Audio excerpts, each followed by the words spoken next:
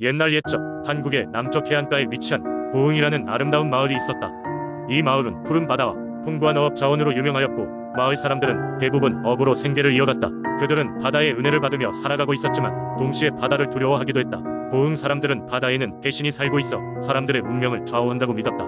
이 해신은 때로는 관대하여 풍부한 어획량을 안겨주기도 했지만 때로는 사나운 파도를 일으켜 어부들을 시험에 들게 하곤 했다. 그래서 어부들은 출항 전 가까운 해신 사당에 들러 해신에게 제사를 지내며 안전하고 풍성한 조업을 기원하곤 했다. 이 마을에는 준수라는 젊은 어부가 있었다. 준수는 경험 많고 성실한 어부였지만 다른 어부들과 달리 미신을 믿지 않았다. 그는 바다에 나가서 고기의 풍부함과 바람의 방향은 그저 자연의 섭리일 뿐이라며 해신에 대한 제사를 무시하곤 했다. 어느 날 준수는 자신만의 방식으로 더 많은 고기를 잡아보겠다고 결심하고 다른 어부들이 두려워하는 사나운 바람이 부는 날에도 바다로 나갔다. 그는 자신의 배를 강하게 다루며 경랑을 뚫고 점점 먼 바다로 나아갔다. 하지만 기세 좋게 출발한 준수의 배는 시간이 지나면서 점점 더 거센 파도에 휘말리기 시작했고 결국 그는 바다 속으로 추락하는 상황에 놓이게 되었다. 그의 모든 희망이 사라져갈 때 갑자기 은빛을 띤 웅장한 존재가 그를 감싸주었다. 그것은 고대부터 전해 내려오던 고흥의 해신이었다. 해신은 준수에게 말했다. 너는 나를 믿지 않았으나 나는 언제나 이 바다를 지키고 있다. 이번엔 너를 구해주겠지만 앞으로는 다른 이들과 같이 나를 존중하라. 바다는 언제나 너희에게 풍요로움을 주겠지만 동시에 언제든지 그 반대일 수도 있음을 잊지 마라. 준수는 해신의 말을 듣고 크게 깨달음을 얻게 되었고 해신이 그를 안전하게 해안가로 데려다 주었다. 고흥으로 돌아온 뒤 준수는 해신의 은혜를 잊지 않고 해신 사당을 찾아가 감사의 제사를 올렸다. 이후로 준수는 더 이상 미신이라며 해신을 무시하지 않았고 마을 사람들과 함께 정성껏 해신에게 제사를 올리며 조업에 나섰다. 그리고 그의 어획량도 점점 늘어났으며 마을 사람들에게도 해신의 이야기를 전하며 바다에 대한 경외심을 일깨워주었다.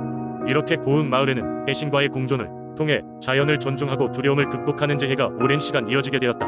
두 번째 이야기. 옛날 옛적 강원도 화천이라는 작은 마을에는 용왕의 축복을 받은 이야기로 유명한 전설이 전해지고 있었습니다. 이 마을은 푸른 산맥과 맑은 물로 둘러싸여 있어 자연의 아름다움이 그대로 보존된 곳이었지만 그 당시 사람들은 가뭄과 같은 자연재해로 인해 생계를 유지하기 어려운 상황에 처해 있었습니다. 마을 사람들은 매일같이 하늘의 제사를 지내며 비가 오기를 기원했으나 하늘은 여전히 맑기만 했습니다. 그러던 어느 날 마을의 한 젊은 어부가 잠을 자던 중 신비로운 꿈을 꾸었습니다. 꿈 속에서 그는 용왕이 모습을 드러내며 말했습니다. 너희 마을 사람들이 정성스럽게 제사를 올리는 것을 알고 있다. 내가 기도를 들어줄 수 있으면 좋겠으나 나의 힘만으로는 부족하다. 하지만 너희들에게 한 가지 도움을 줄 수 있다. 용왕은 어부에게 한 굴뚝 같은 패를 건네며 말했습니다. 이 패는 특별한 물건이다. 이 패를 바다에 던지면 내가 너희 마을에 비를 내리리라. 단 그 대가로 너희는 자연을 아끼고 사랑해야 하며 바다의 산물을 함부로 훼손해서는 안 된다. 잠에서 깨어난 어부는 꿈이 너무나도 생생했기에 그것을 마을 사람들에게 이야기하였습니다. 처음에는 꿈 이야기를 듣고 모두가 믿지 않았으나 어부는 굴뚝 같은 패를 손에 들고 있었고 이는 범상치 않은 물건임이 분명했습니다. 때마침 마을을 대표하는 노인이 어부의 꿈을 듣고는 이는 분명 하늘이 보낸 징조라고 믿게 되었습니다.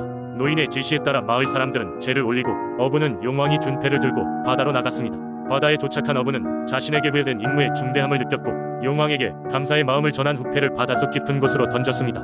그 순간 하늘을 빠르게 가리던 구름들이 모여들기 시작했고 이상하리만큼 짧은 시간에 굵고 힘찬 빗줄기가 마을을 적시기 시작했습니다. 그 비는 마치 마을에 새 생명을 불어넣듯 대지를 촉촉히 적셔주었고 사람들이 애타게 기다리던 감을 깨끗이 씻어내렸습니다. 땅은 다시금 비옥해졌고 강물은 넘쳐 흘러 물고기들이 돌아왔으니 마을은 다시 한번 희망으로 가득 찼습니다. 그 후로 마을 사람들은 자연에 감사하며 바다와 산을 아낀다는 용왕과의 약속을 반드시 지켜왔습니다. 용왕의 축복을 받은 덕에 마을은 여전히 평화롭게 번영을 누리고 있으며 이 전설은 옛날 이야기가 되어 지금까지도 화천의 노인들에 의해 후손에게 전해지고 있습니다. 이 이야기는 단지 전설일 뿐이지만 마을 사람들에게는 빛나는 진실로 받아들여져 자연을 사랑하는 마음을 지키는 소중한 교훈이 되고 있습니다. 이 전설은 여전히 그들의 기억 속에서 풍부한 의미를 지니며 자연을 존중하는 삶의 방식을 전하는 가르침으로 남아 있습니다. 세 번째 이야기. 옛 거제도에는 바다를 지켜주는 신비로운 존재 영등할매라 불리는 수호신이 있었다. 이 이야기는 그녀의 전설에 관한 것이다. 과거 거제도는 바다와 밀접한 삶을 살고 있었다.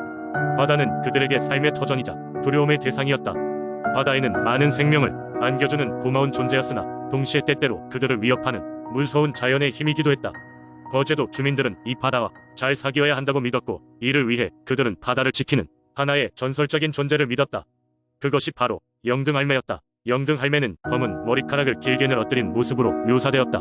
그녀는 파도를 지휘하고 바람을 다루며 항해하는 배들이 안전하게 다시 항구로 돌아올 수 있도록 돕는 역할을 맡고 있었다고 한다.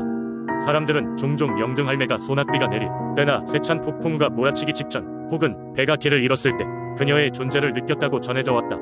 거제도 사람들은 해마다 영등할매를 위해 작은 제사를 지냈다. 이들은 바닷가에 모여 해산물과 쌀 그리고 바다에서 얻어진 다양한 것들을 올려놓고 기도를 드렸다. 그들은 바닷길의 안전과 풍어를 기원하며 영등할매가 언제나 그들을 지켜주기를 바랐다. 그럴 때마다 바다는 언제 그랬냐는 듯 잔잔해졌고 사람들은 그런 경험을 통해 더욱 신앙심을 갖게 되었다. 특히 전해오는 이야기에 따르면 한 번은 태풍이 불어 큰 물결로 인해 많은 배가 표류하게 된 적이 있었다. 바로 그때 한 뱃사공이 자신의 작은 배가 큰 물결에 휩쓸려 위태로운 상황에 놓였을 때 눈앞에 검은 머리카락을 휘날리며 환하게 빛나는 여인이 나타났다고 한다.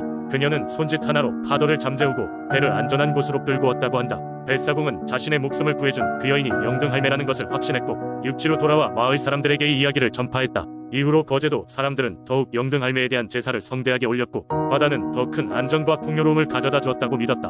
세월이 지나도 거제도에서는 여전히 영등할매의 이야기가 전해 내려왔다. 그녀는 바다를 지키고 사람들을 보호하는 수호신으로서 지금도 거제도 사람들의 가슴속에 살아있다. 이런 이야기는 거제도의 민속신앙이 단순히 신비로운 전설에 머무르지 않고 지역 주민들의 삶 속에 깊이 뿌리 내리고 있음을 보여준다. 그리고 이 전설은 그저 옛날 이야기가 아니라 지금도 많은 사람들에게 위안을 주는 중요한 역할을 하고 있다. 네 번째 이야기. 옛날 옛적 경상남도 창원에는 용마산이라는 이름을 가진 산이 있었다. 이 산은 높은 봉우리와 빽빽한 숲 그리고 맑은 계곡으로 이루어져 있었고 그 중앙에는 맑고 깊은 호수가 자리 잡고 있었다. 전설에 따르면 이 호수에는 신비로운 용이 살고 있었다고 한다. 용마산의 용은 마을 사람들에게 중요한 존재였다. 용은 호수를 떠나 날아오르면 반드시 비를 몰고 와 긴 가뭄에도 산과 마을에 식수를 제공해 주었다고 한다.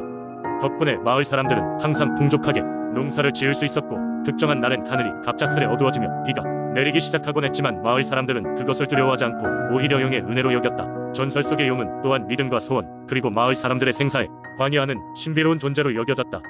마을의 노인들은 매년 첫 봄과 마지막 가을에 용을 위한 제를 올렸다. 제를 올리는 날이면 마을 사람들은 산 중턱까지 올라가 제단을 만들고 정성껏 준비한 음식을 바치며 용에게 그들의 감사와 소원을 전했다.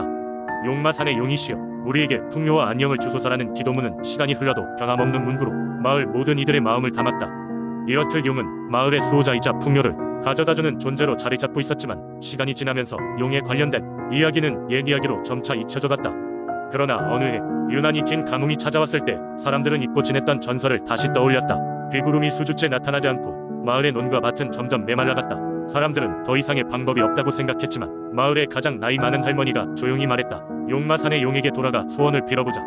그렇게 마을 사람들은 다시금 용마산에 올라 제를 지냈다. 할머니는 옛 노랫소리와 함께 마을 사람들에게 자그마한 소망을 비는 법을 가르쳤다. 그리하여 모두가 큰 소리로 기도하며 용이 그들의 절실한 바람을 들어줄 것을 빌었다. 기적처럼 하늘은 회색으로 변하고 이내 붉은 빗방울이 떨어지기 시작했다. 마을 사람들은 모두 환호성을 질렀고 그들은 다시금 용에 대한 신앙을 새롭게 하게 되었다. 떠들썩한 축제가 벌어졌고 서로가 평화와 안정을 기원하며 더욱 굳건한 공동체를 형성할 수 있었다. 지금도 창원 사람들 사이에는 용마산의 용에 대한 전설이 조심스레 전해지고 있다. 용이 실제로 있었는지 혹은 단지 신화에 불과한 것인지 알 수 없지만 사람들에게 용이란 가뭄과 시련 속에서도 희망을 잃지 않게 해주는 믿음의 상징으로 계속해서 자리 잡고 있는 셈이다. 그리고 누군가는 용마산을 지나갈 때면 고개를 들어 하늘을 바라보며 어딘가에서 여전히 그들을 지켜보며 비를 가져다줄 용이 있기를 바라는 소원을 속삭이며 발걸음을 돌린다.